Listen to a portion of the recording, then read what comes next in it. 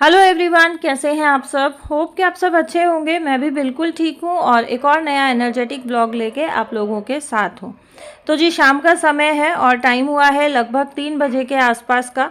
खुशी के पास जाने की तैयारी ज़ोरों शोरों से चल रही है और जो है उसके जो भी मैं सामान ले जाने के लिए बना रही हूँ, उसके साथ साथ जो है मैं अपने घर के कामों को भी समेटते हुए चल रही हूँ, क्योंकि मैं जो है ये नहीं पता कि कितना टाइम वहाँ लगने वाला है। 4 दिन रुकेंगे, हफ्ता रुकेंगे, 5 दिन रुकेंगे, तो उस हिसाब से कोई भी काम जो है पीछे छोड़ के जाना नहीं चाहती हूँ। तो कपड़े वगैरह मैं सब कुछ जो है अपना निपटा के जाऊँगी, इसलिए मुझे जिस काम का टाइम जब मिल रहा है तो वो काम मैं उसी समय कर ले रही हूँ।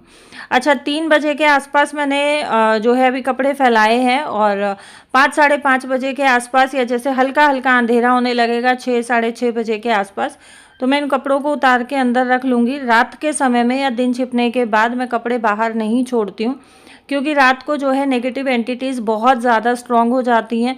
सो वो जो है हमारे कपड़ों के थ्रू हमारी बॉडी में या हमारी लाइफस्टाइल में जो है प्रॉब्लम्स क्रिएट करना शुरू कर देती हैं। तो इस वजह से अंधेरा होने से पहले या दिन छिपने से पहले ही कपड़ों को उतार लें, अगर आप नेगेटिविटी को अपने से दूर रखना चाहते हैं तो। मेरा तो आपसे यही सजेशन है। और आप लोग जानते ही हैं कि वीडियोस में मैं वही टिप्स एंड ट्रिक्स आप लोगों के साथ शेयर करती हूँ जो मैं खुद अपनी लाइफ में फॉलो करती हूँ। आजकल दिल्ली में जो है मौसम बहुत ज़्यादा ख़राब चल रहा है। आंधी तूफान, बिना मौसम की बारिश, बिना जो है टाइम के कभी भी आंधी आ जाना, कभी भी तूफान जैसी हवा चल जाना। और इस टाइम पे ना जो ये आंधी तूफान आती है, इससे घर घर की हालत बहुत ख़राब हो जाती है, क्योंकि पत्ते भी झड़ रहे हैं, धूल मिट्टी भी उड़ रही है, खेतों में गेहूँ सरसों सब कुछ निकलने पे है। सो सारा ही जो है अंदर इतना गंदा हो जाता है ना। आप दिन में अगर 4 बार भी झाड़ू लगाओगे, 4 बार ऐसा ही हो जाता है। और लास्ट ब्लॉग में मैंने आपके साथ शेयर किया था कि मम्मी आई हुई हैं, तो मम्मी ने यहाँ आते ही जो है किचन का मोर्चा संभाल लिया है और मम्मी बनाने लग रही हैं राबड़ी। ये हरियाणा राजस्थान में बहुत फेमस डिश है और गर्मियों में शरीर को ठंडा रखने के लिए बहुत ज़्यादा जो है एक ये बोल सकते हैं कि 5 स्टार डिश है, जिससे हमारा शरीर ठंडा रहता है, बॉडी हाइड्रेट रहती है और बहुत ज़्यादा हेल्थ के लिए बेनिफिशियल भी होती है। तो इसमें जो है आटा लिया है और उससे आधा जो है बेसन लिया है। मैं जब बनाती हूँ तो मैं बेसन और आटा बराबर रखती हूँ, लेकिन मम्मी जब बनाती है तो आटा थोड़ा ज़्यादा रखती हैं और बेसन थोड़ा कम रखती हैं। उसको लस्सी डाल के और अच्छे से फेंट लिया है। इसको लम्प्स इसमें नहीं आने चाहिए, इसके लिए आप थोड़ी थोड़ी लस्सी डालें और फिर इसको फेंटें। लेकिन बहुत ज़्यादा हमें लस्सी नहीं करनी है, क्योंकि फिर बहुत ज़्यादा खट्टी हो जाएगी। इसमें हम फिर थोड़ा सा लिक्विडी फॉर्म में लाने के लिए इसमें पानी डालेंगे। लगभग 1 ग्लास के आसपास, जो छोटा वाला टी ग्लास होता है उसके आसपास लस्सी डाली थी, बाकी का इसमें पानी ऐड किया है। और अब जो है आप किसी जिस बर्तन में बना रहे हैं उस बर्तन में थोड़ा सा पानी ऐड करें, उसमें डालें आप थोड़ा सा दलिया, अगर आपके पास दलिया है तो 1 से 2 चम्मच, जो हम लोग चावल वगैरह खाने के लिए टीस्पून यूज़ करते हैं वो वाली। अच्छा, राजस्थान में ये बनती है घाट की राबड़ी। घाट बोलते हैं जो जौ का दलिया होता है। जौ भी बहुत ठंडी होती है गर्मियों में, तो इस वजह से जो है राजस्थान में जौ ज़्यादा होती है, तो वहाँ जौ के घाट की राबड़ी बनाई जाती है और यहाँ दिल्ली हरियाणा में जो है दलिया डाला जाता है। और इसको हमने जो भी मिक्सचर रेडी किया था दलिया पकने के बाद वो ऐड कर दिया है। अब इसमें पानी कंसिस्टेंसी के हिसाब से डालना है। जितनी गाढ़ी हमारी कढ़ी रहती है ना, जितना लिक्विडी फॉर्म में, उतना ही लिक्विडी फॉर्म में हमें इसको रखना है। अच्छे से इसको थोड़ा टाइम के लिए कंटिन्यूअसली चलाते रहना है ताकि ये नीचे तले में ना लगे।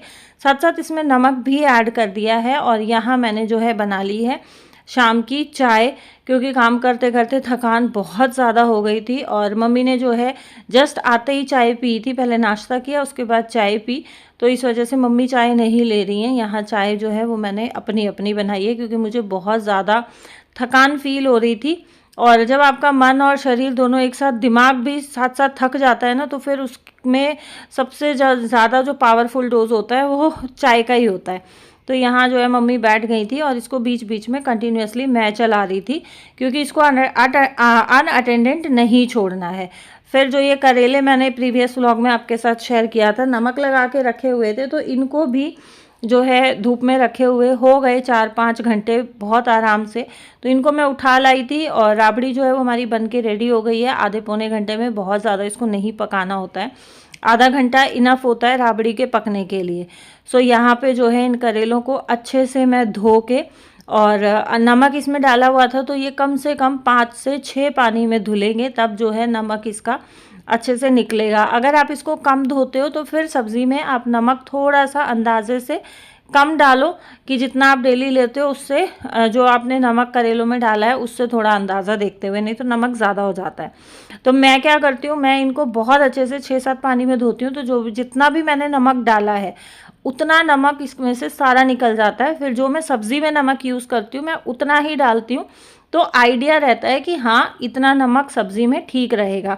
अदरवाइज़ ये ऊपर नीचे करने पे ना सब्ज़ी में नमक भी कम ज़्यादा हो जाता है। अगर आप ज़्यादा नमक खाते हो तो चल जाता है, कम खाते हो ना तो फिर नहीं चलता है, फिर ज़्यादा नमक होने के बाद सब्ज़ी नहीं खाई जाती है। सो यहाँ अच्छे से जो है मैंने पहले जो छिलका है करेले का, करेला जो है उसको मैंने अलग से धो लिया है, और करेले का छिलके और बीज इनको मैं अलग से धो रही हूँ, क्योंकि जब आप इकट्ठे धोते हो ना तो करेला ही अच्छे से क्लीन हो पाता है, ना छिलके और बीज ही अच्छे से क्लीन हो पाते हैं। और यही रीज़न है कि मैं दोनों में नमक लगा के अलग अलग इनको रखती हूँ। तो जी हाँ, करेले मेरे अच्छे से धुल के रेडी हो गए हैं।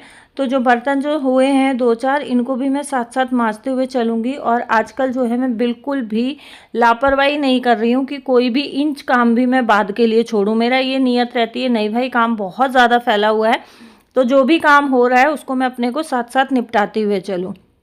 यहाँ जो है थोड़ा बहुत जब आप धोते हो तो छिलके वगैरह निकलते ही हैं, सो वो मैंने सिंक भी साथ साथ जो है क्लीन कर दिया। जैसे मैंने आपको बताया कि मैं बाद के लिए कुछ भी फ़िलहाल नहीं छोड़ रही हूँ। तो यहाँ जो है मेरे बर्तन हो गए हैं, और जो सिंक था वो भी मैंने अच्छे से क्लीन कर दिया है पानी से। मांजती तो मैं दिन में कई बार हूँ। करेले भी मेरे फाइनली रेडी हो गए हैं, इनको मैं रख दूँगी फ्रिज के अंदर, क्योंकि फ्रिज में करेला रखने से ना इसका जो पानी रहता है वो सूख जाता है, और ये बिल्कुल अच्छे से सूखे सूखे हो जाते हैं। उसके बाद जो है हमने थोड़ी बहुत खाने वाने की तैयारी की, और फिर हस्बैंड के ऑफिस से आने के बाद हम लोग निकल गए थे खुशी के लिए, कुछ सामान लेना था वो लाने के लिए। फिर जैसे ये ना जिस दिन मैंने लड्डू बनाए मैंने मॉर्निंग में, जो व्लॉग आप कल देखोगे, सो वो मैंने पूरा का पूरा, जैसे मैंने प्रीवियस व्लॉग में भी शेयर किया था कि अलग अलग टुकड़ों में लड्डू बने थे, लेकिन अगर अलग अलग टुकड़ों में मैं अलग अलग व्लॉग्स में कंटिन्यूएशन में डालती तो रेसिपी आप लोगों तक नहीं पहुंच पाती, इसलिए मैंने वो पूरी रेसिपी इकट्ठी करके और आप लोगों के साथ शेयर कर दी है। सो मेरे पास जो है बूरा नहीं थी, खांड नहीं थी, जो मेरी खांड थी ना वो पसीजी सी हो गई थी, थोड़ा सा उसमें मॉइस्चर बन गया था, क्योंकि हम लोग इकट्ठी 8-10 किलो लेके आए थे। और मॉइस्चर आने के बाद जो है वहाँ पे खुशी के यहाँ जाने से क्या रहेगा कि उसमें फंगस लगने का डर रहता है, तो मुझे खांड लेनी थी। यहाँ मैं खुशी के लिए ही चॉपर देख रही थी, बट ये बहुत बड़ा साइज़ है। ये देखने के बाद फिर मैंने इलेक्ट्रिक वाला चॉपर देखा, और ये ग्लेन का था। ये चॉपर भी साइज़ काफ़ी बड़ा था, बट मुझे ये हुआ कि कोई बात नहीं, ये वाला मैं रख लूँगी, और जो मेरे पास छोटा चॉपर है वो मैं खुशी के लिए ले जाऊँगी। बट ये वाला जो सेम चॉपर है ये अमेज़ॉन पे 1600 कुछ का था, और ये भैया ने इसका रेट बोला था 2800 कुछ। सो यहाँ 1000 रुपये से भी ज़्यादा जो है रेट ये बता रहे थे। और जब मैंने इनको बताया कि अमेज़ॉन पे 1600 का है, तो इन्होंने मुझे एक्सक्यूज़ दिया कि वो लोकल है। अब देखो, आप दुकानदार से आर्ग्यूमेंट नहीं कर सकते, तो मुझे ये हुआ कि ठीक है। और आजकल मैं वैसे भी, पहले ये रहता था कि मैं अपनी बात रख देती थी, मैं आर्ग्यूमेंट कर लेती थी, बट अब मुझे लगता है कि नहीं यार, सामने वाले के साथ आर्ग्यूमेंट करना ना मतलब अपनी एनर्जी को वेस्ट करना, और अपनी एनर्जी मैं ऐसे लोगों के साथ जो है आर्ग्यूमेंट करके वेस्ट करूँगी। इससे अच्छा ये है कि मैं अपनी एनर्जी को या तो अपने काम में लगाऊं, या मैं अपना जो भी मैं मंत्र जाप वगैरह है, नाम जप करती हूँ, मैं उसमें लगाऊं, तो मेरे लिए बेनिफिशियल होगा। अच्छा, मार्केट का काम ख़त्म करके फिर हम लोग आ गए डी कैथलॉन से मुझे लकी का टावल एक्सचेंज मतलब चेंज कराना था। टावल हम लोग लेके गए थे, तो उसमें पूरी बहुत बड़ी सी झिरकी निकली थी। सो यहाँ हम लोग आए थे टावल चेंज कराने के लिए, और टावल चेंज कराने के बाद जो है हमारे चौधरी साहब अपनी 1-2 टी-शर्ट्स देखने लग गए थे, तो मैं उनको ढूंढ रही थी कि भाई कहाँ चले गए, दिख नहीं रहे, क्योंकि अंदर आते हुए तो मैंने उनको देखा था, बट बाहर निकलते हुए मैंने उनको देखा नहीं, और वो थे चेंजिंग रूम में। सो मुझे वो नहीं दिखे, तो मुझे ये हुआ कि अब मैं निकल के और मैं बाहर बैठ जाती हूँ, जब आएंगे तो बाहर से मुझे पिक कर लेंगे, क्योंकि मैं बहुत ज़्यादा थकी हुई थी, लिटरली बहुत ज़्यादा थकान हो रही थी, क्योंकि पिछले कई दिनों से लगातार सुबह से लेकर रात तक मैं बिल्कुल मशीन की तरह लगी रहती हूँ।